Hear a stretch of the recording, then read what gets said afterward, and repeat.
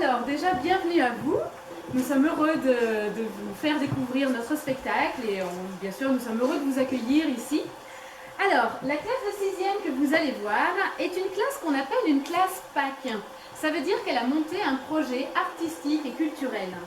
Alors, on a travaillé toute l'année, donc avec une artiste, puisque c'est un projet artistique, qui est la conteuse Claire Parma, que vous pouvez voir ici, que vous connaissez sans doute, je pense.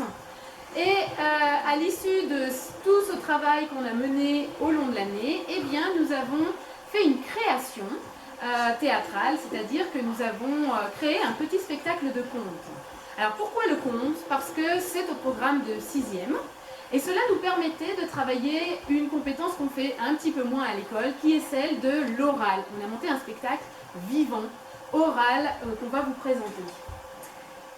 Alors, ce projet, il a eu lieu grâce à quatre professeurs qui ont allié chacun leur matière pour ce spectacle.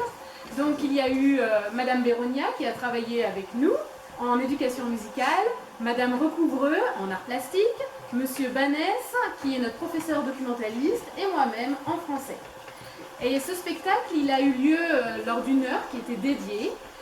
Qui a eu lieu en plus, donc les élèves de 6e n'ont pas eu moins d'heures de français, d'éducation musicale, d'art plastique que les autres élèves de 6e.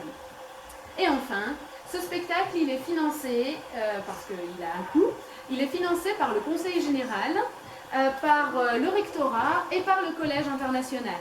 Et donc je voudrais, au nom de tous, remercier ces trois organismes qui nous ont permis de monter ce spectacle. Voilà, est-ce que je devais dire encore autre chose? Eh bien non, alors je vous remercie d'être là, parce que c'est chouette que Madame Rousseau ait accepté de participer à notre projet, que vous soyez là pour le découvrir, parce que ce spectacle, il s'inscrit aussi dans une liaison CM2-6e.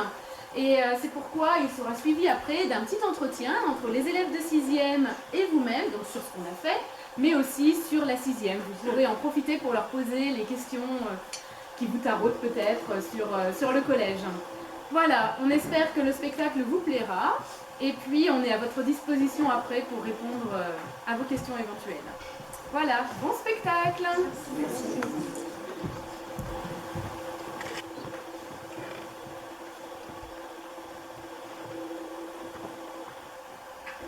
Oyez, oyez, soyez prêts! Oyez, oyez, soyez prêts à écouter! Venez, venez, ça va bientôt commencer. Oyez, oyez, soyez prêts à écouter. Venez, venez, ça va bientôt commencer. Oyez, oyez, soyez prêts à écouter. Venez,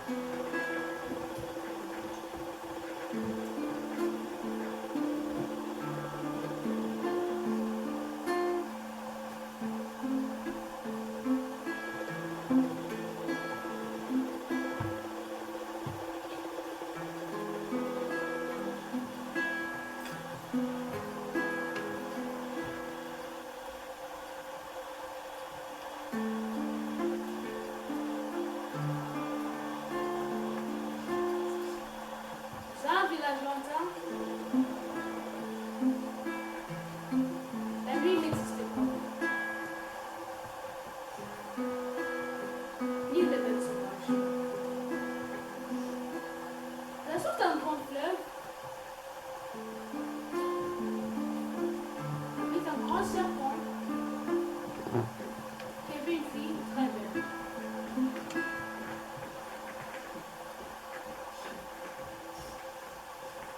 Un jour, un jeune homme du village décide d'épouser la fille du grand serpent. Ils remontent le fleuve.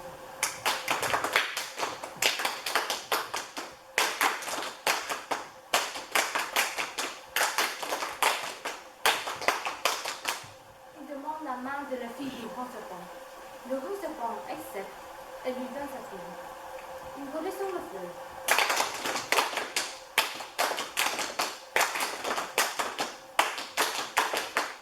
Arrivé au village, les filles cherchent la nuit, mais il n'y a pas de nuit. Les hommes au village ne connaissent pas. Alors, la fille du grand serpent veut retourner chez son père et veut rapporter la nuit aux hommes. Alors, le chef du village appelle 3 de ses hommes, les 3 hommes les plus courageux. Ils viennent avec leur mission au nom de faire leur bateau.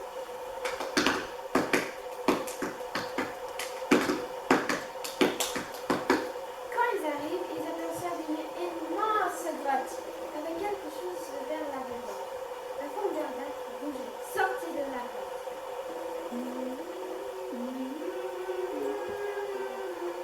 C'était le grand serpent.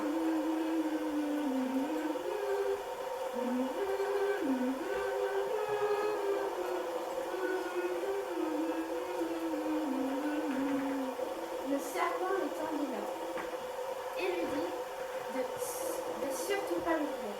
De seulement ouvrir l'œuf quand ils arrivent au village, sinon une nuit éternelle régnera le village. Les gardes redescendirent le fleuve. Sur le chemin, ils entendirent des bruits tout petits sortir de l'œuf. Mais non, les gardes ne cédèrent pas. Mais les bruits devinrent plus forts. Plus fort, et encore plus fort, jusqu'à ce que les gardes cédèrent. Ils ouvrirent l'œuf et tout le monde se mit en sortir. Une nuit éternelle régnait sur le royaume.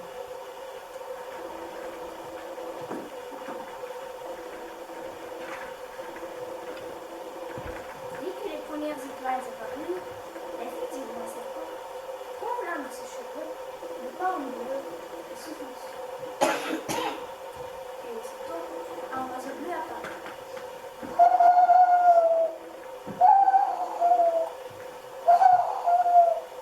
Tu seras l'oiseau de la nuit et tu chanteras à sa fille. Ensuite, elle prend un autre cheveu, le part en bouche et souffle dessus.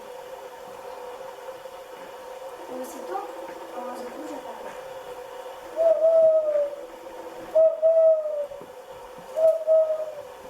Tu seras l'oiseau du matin et tu chanteras à cette lumière. 2 oiseaux sont apparus. Et ainsi, c'est tout ce qu'on a. Les 2 oiseaux chantent. L'oiseau de la nuit chante d'abord, ensuite l'oiseau du matin pour annoncer la fin de la nuit et le début du jour.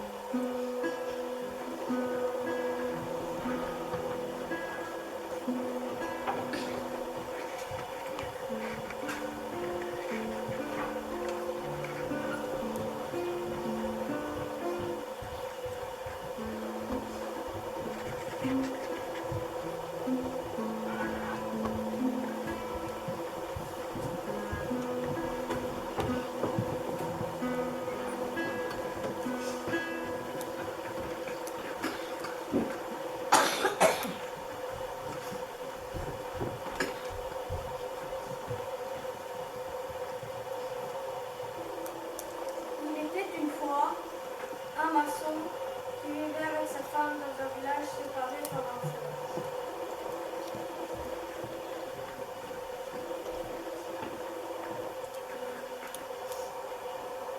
Un jour de froid, il voulait aller chercher du bois, mais il vit qu'il n'avait pas de feu. Alors, il commence un peu sur le bois.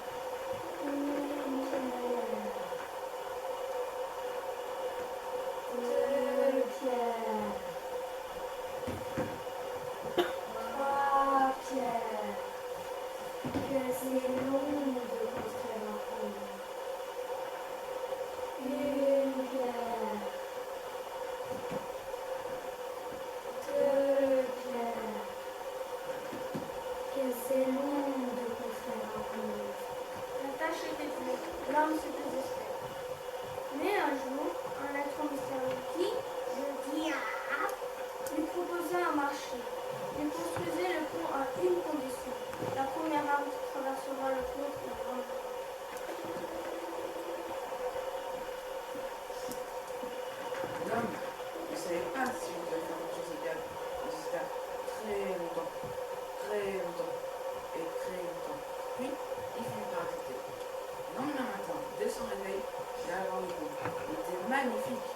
On n'a pas pu espérer mais en même temps. Tout le village se pose par les balcons. Oh, vous avez vu le pont là-bas? Wow, c'est magnifique! Tout ça en une nuit! Maman, il y a quoi de l'autre côté? Laissez-moi passer. Waouh! Il est magnifique! Comme ils ont fait en construira aussi vite. Waouh! L'homme ne voulait donc pas que la barbe de la justice apportée, réfléchit, puis une idée. Il décida de barrer le chemin et posa son chaman sur le pont. Le chat court. Couvre, le chat couvre à travers le pont. Couvre, le chat couvre à travers le pont. Le chat court, sur le barbe de l'idée. Il devint rouge, De rage, noir, de colère, vert, de fureur, jaune, de haine. Et voilà, on y a tout.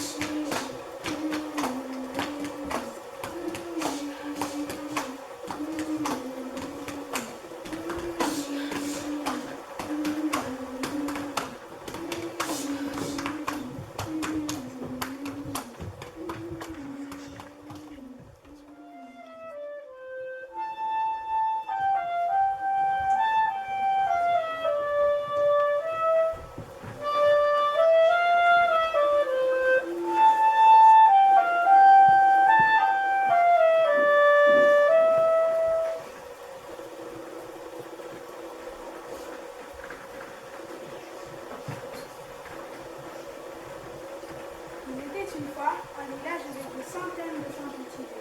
Mais un seul de ces champs n'était pas cultivé. Ce champ n'était qu'une pierre et mauvaise herbe. Un jour, en marchant, elle a proposé à un mendiant de cultiver ce champ. Le mendiant se laissa convaincre et le lendemain, il s'en va au champ. On va vite au champ, il fait du pierre, il ramasse des pierres, mais il va pas du vent. Que fais-tu? Je ramasse les pierres. Mais nous allons le faire, Puis le mendiant vit sortir 10 génies. 10 génies sortirent de terre qui ramassent les pierres avec une grosse main.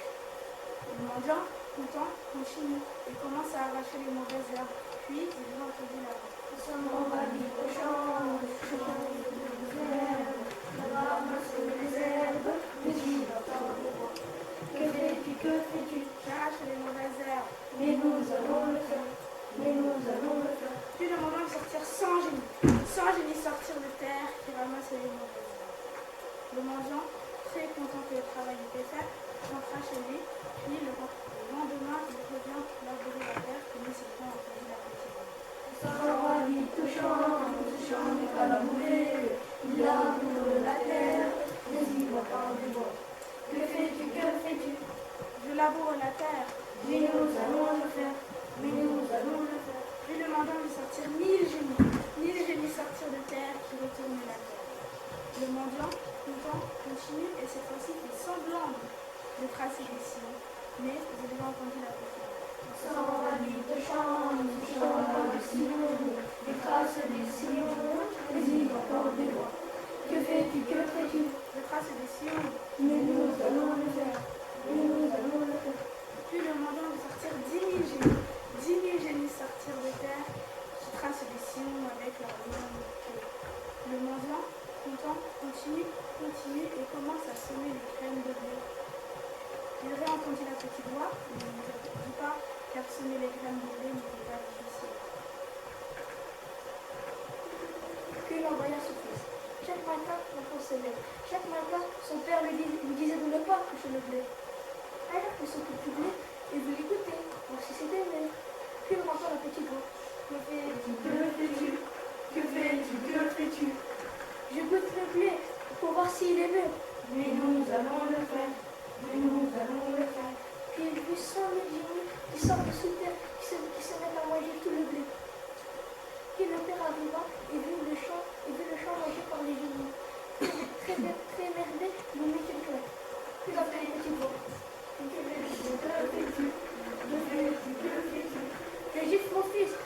qu'il a mangé tout le blé. Mais nous allons le faire. Puis il fit sortir 1 million de génies qui sortent de sous terre, qui se mettent à gifler le mordre, le tirer les cheveux, le griffer, le taper. Puis il redescend sous terre avec les génies. Le père, très triste, il se remet à pleurer. Très triste, il se met à pleurer. Puis il repart au petit bout.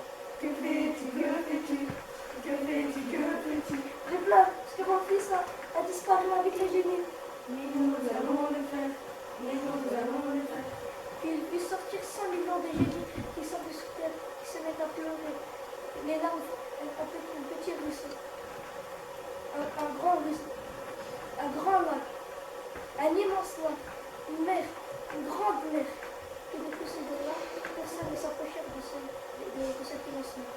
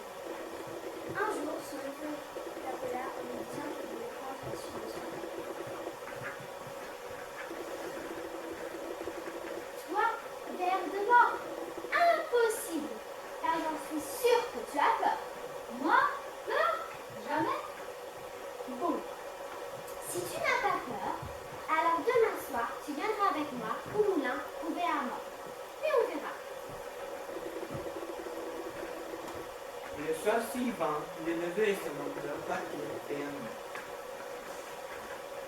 Dans le moulin, tout était énorme. Le vent soufflait. Les élèves claquaient. Les chouettes soufflaient. Les corbeaux croissaient. C'était les temps de Soudain, le neveu s'exclama. Tu ne crois pas qu'on lever le papier en buvant une bouteille de vin? Bonne idée, neveu. Maintenant qu'il y a une granite en bas de la colline du moulin, ça devrait encore être ouvert.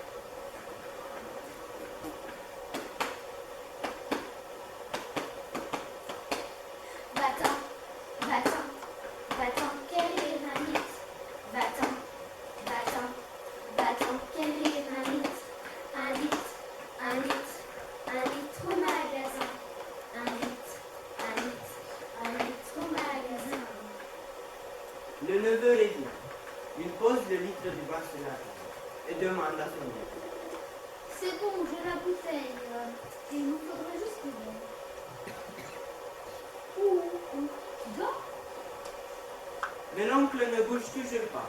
Il a l'air de dormir. Le neveu hausse ses épaules. Il va voir le vent qui fait. Quand soudain, il ne voit encore. Il se retourne. Qu'est-ce qu'il voit? Le mort se dressait lentement debout et prendre la bouteille. En voyant ça, le neveu pâlit. Ses cheveux se dressent sur sa tête, puis il part. Alors l'oncle a joué un sacré beau tour à son neveu. Quand son neveu allait chercher le vin, il a installé le mort sur sa chaise avec sa capuche. Il l'essayait dans le lit du mort. Ainsi, le neveu ne risque plus de prendre la place de son oncle.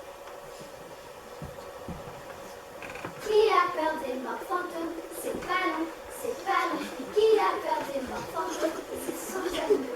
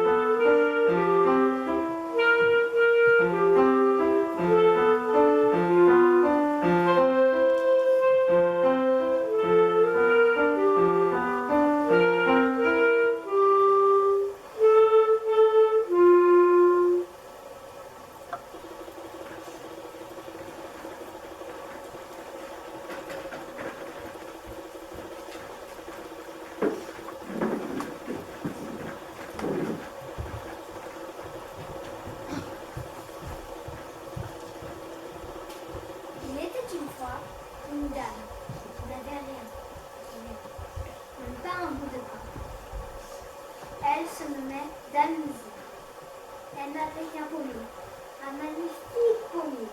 Mais tous les gens du village venaient dans toutes ses pommes, et qu'elle n'en avait plus pour elle.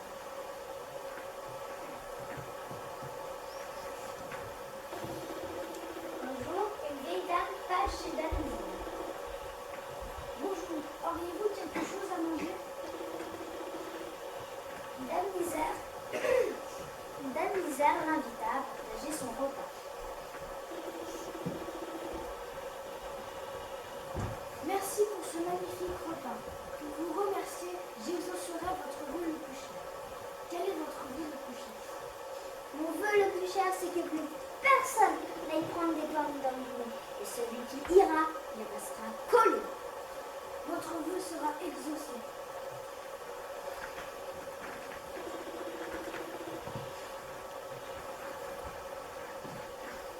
Une famille de grands passe chez Dame Misère pour prendre des pommes.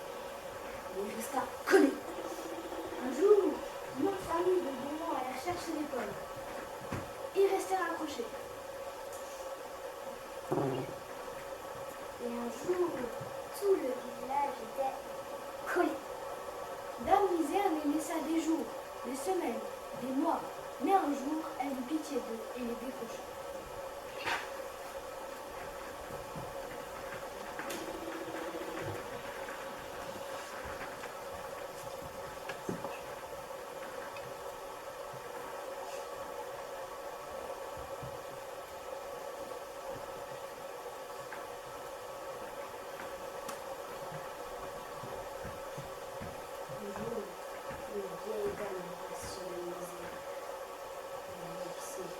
C'est la mort, le bon chez la misère. La mort arrive, la mort arrive. Pour la vieille, la mort vient la chercher, la mort vient la chercher. C'est sa fin, c'est sa fin. Dame Misère l'invita à aller prendre d'une pomme dans son cœur.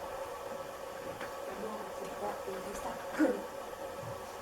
Dame Misère a laissé des jours, des mois, des années, et vu que plus personne ne mourait dans le village et dans la terre entière, la décrocha, mais lui dit de ne plus jamais venir l'embêter.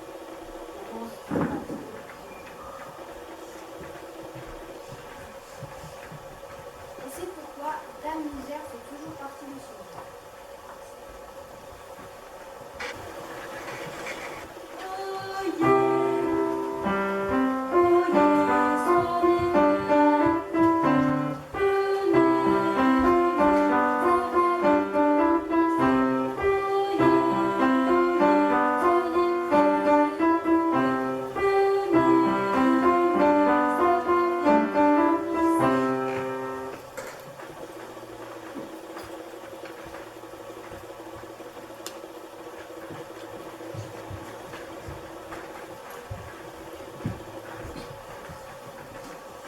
Il était une fois un homme à qui la mort avait promis qu'il serait amené chez ses amis. Un jour, la mort vint et l'emmena dans la forêt.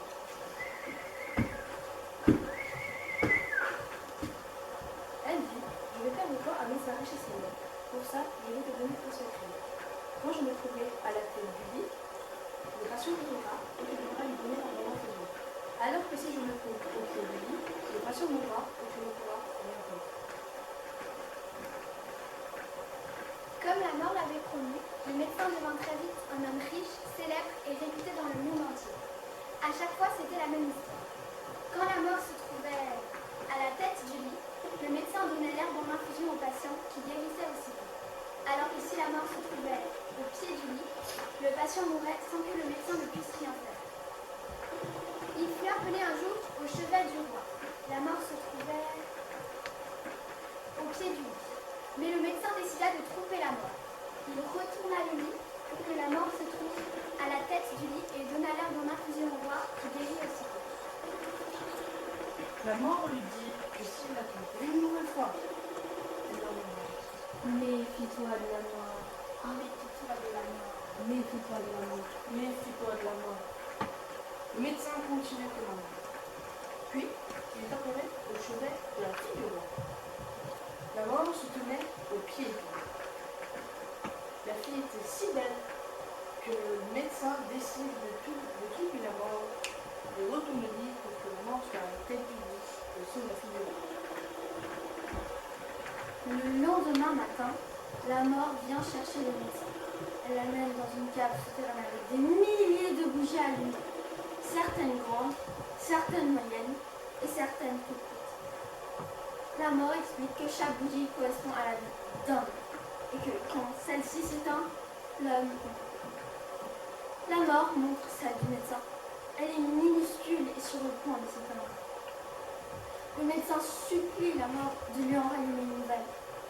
La mort prend une grande bougie, s'apprête à l'allumer, mais la petite bougie du médecin tombe et s'éteint en arrivant au sol. Aussitôt, le médecin tombe mort dans les mains de la mort.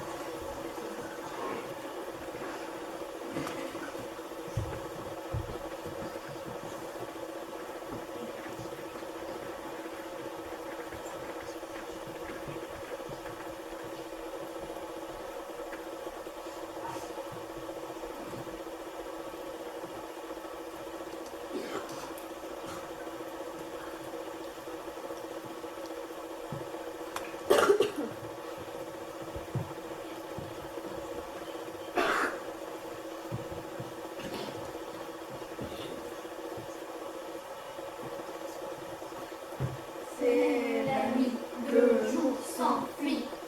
C'est la nuit, le jour s'enfuit. C'est la nuit, le jour s'enfuit. C'est une nuit obscure, sans lune, sans étoiles qui éclairent encore le panorama. Cette nuit, il y a des zombies, des spectres, des fantômes et des sorciers. Bien sûr, tous les animaux avec nous décidèrent de se réunir pour trouver une solution pour combattre la nuit. Ils cherchent, mais ils ne trouvent rien. Et ils cherchent, et soudain, des idées. Moi, je piétinerai tout sur mon passage.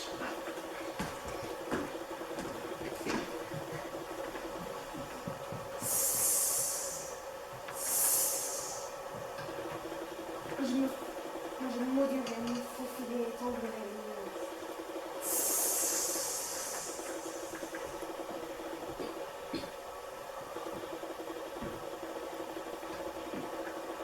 Moi, je tisserai une toile tellement gigantesque que la nuit finira par se faire rattraper.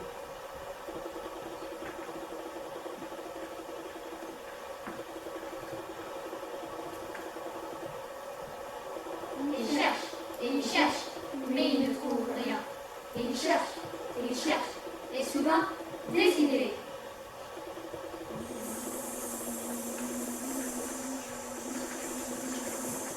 Nous, on leur piquera la peau, et puis on boira tous ensemble.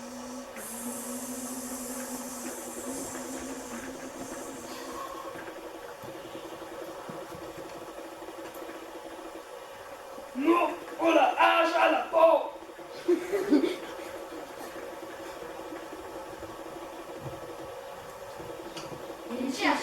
Ils cherchent, mais ils ne trouvent rien.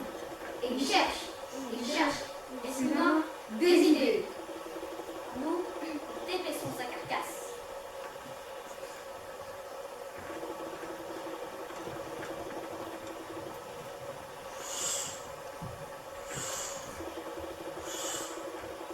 Moi, je mettrais des façon insupportable que les monstres entendent le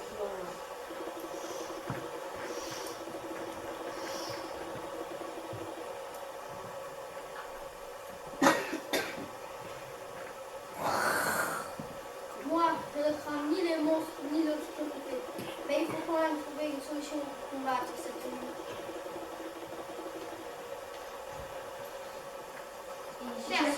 Il cherche, mais il ne trouve rien. Il cherche, et soudain, des idées.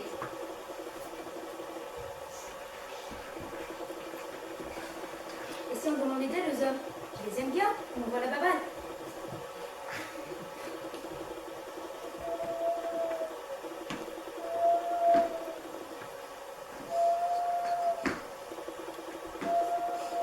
Ceux-là, les hommes, qui se prenaient pour une autorité morale, il faut qu'ils se mettent de quelque chose pour que tu tailles de travers. Moi, Henri, quoi? Lyon Sports.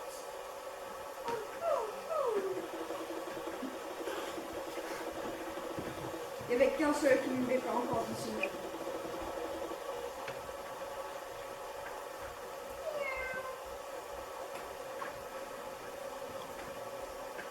Bah, si vous avez peur de la nuit, il suffit de fermer les yeux et de dormir. Et c'est comme ça que les animaux n'avaient plus jamais peur de la nuit.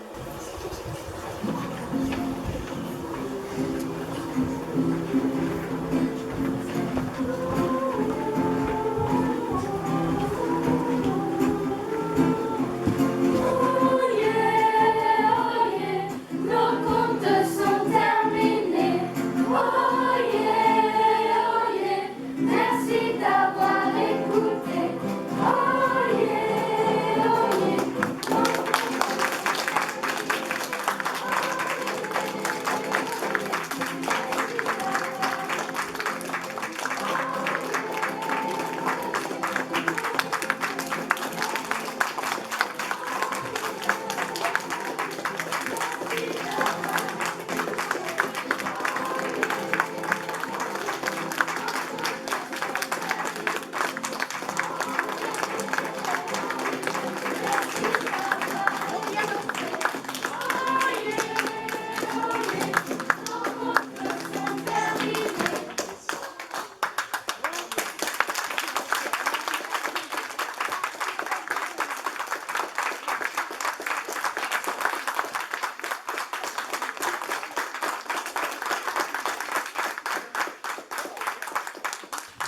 Merci à vous pour ce beau spectacle. Merci au public de nous avoir écoutés avec autant d'attention. Et je voudrais remercier particulièrement les professeurs qui ont participé au projet. Madame Béronia, voilà.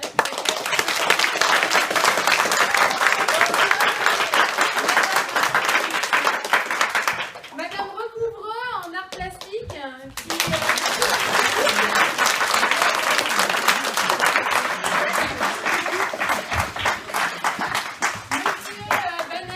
qui malheureusement ne peut pas être parmi nous parce qu'il a une autre mission à accomplir en ce moment. Donc voilà, madame. Et puis, bien évidemment, il faut féliciter et remercier chaleureusement Claire Parma qui...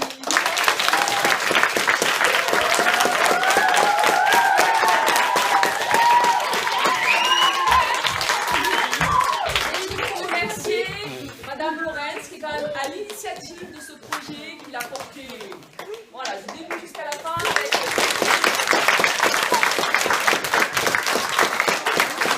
Et bravo à toute la classe, parce qu'on a travaillé toute l'année.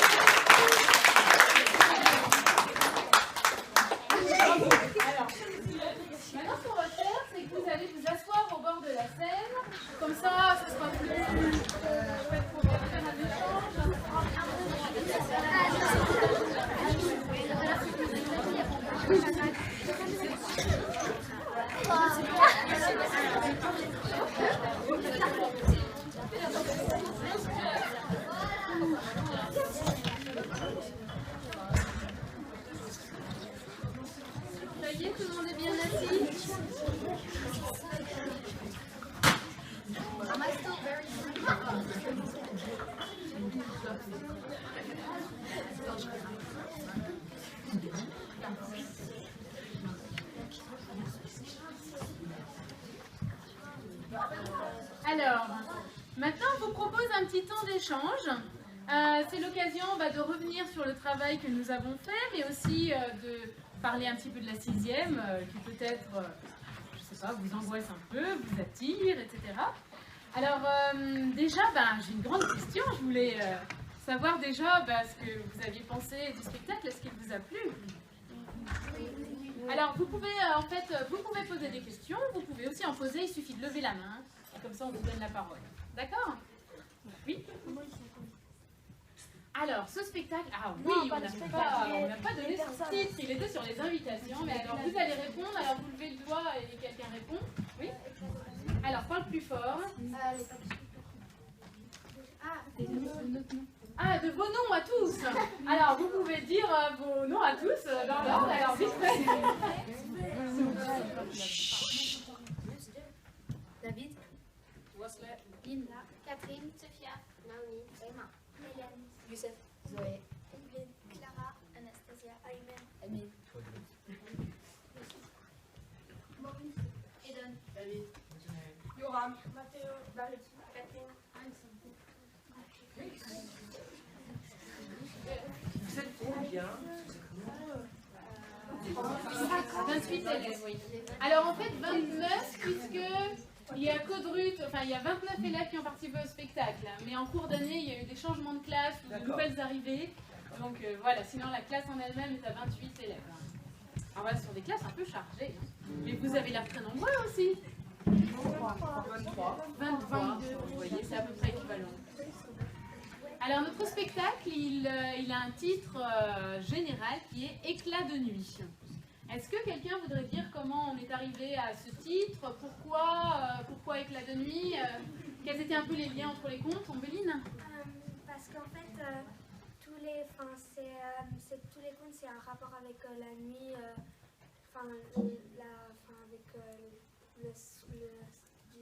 du sombre et comme ça. Et donc, on a appelé Éclat de nuit parce que voilà, il y avait des nuits un peu partout, des histoires de nuit un peu partout.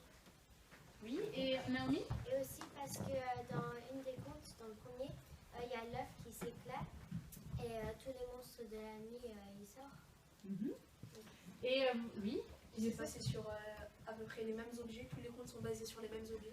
Tout à fait, on a fabriqué des objets, vous voyez, qui se trouvent sur le piano, qui sont à peu près similaires. En fait, il y en a un par conte. Et ça nous sert un petit peu de fil rouge. Alors, il y a un objet il y a des objets qui ont été un peu plus particuliers. Là, vous pouvez nous en parler? Oui, Linda? Il y en a trois qui n'ont pas de forme particulière. Oui. Il y en a un qui est petit, qui est censé faire l'œuf et aussi que la norme américaine. Et il y en a aussi un qui est en forme de visage. Je crois que c'est le dernier là. Voilà, alors ces œufs, ils ont été réalisés en art plastique. Hein. Et Voilà, avec Madame Recouvreux, bien sûr. Donc il y en a un en forme de visage, tout à fait. Et puis on a aussi la lanterne qui se balade quelque part. il y en a une qui est en forme de Voilà. qui brille. Que vous avez pu découvrir à la fin.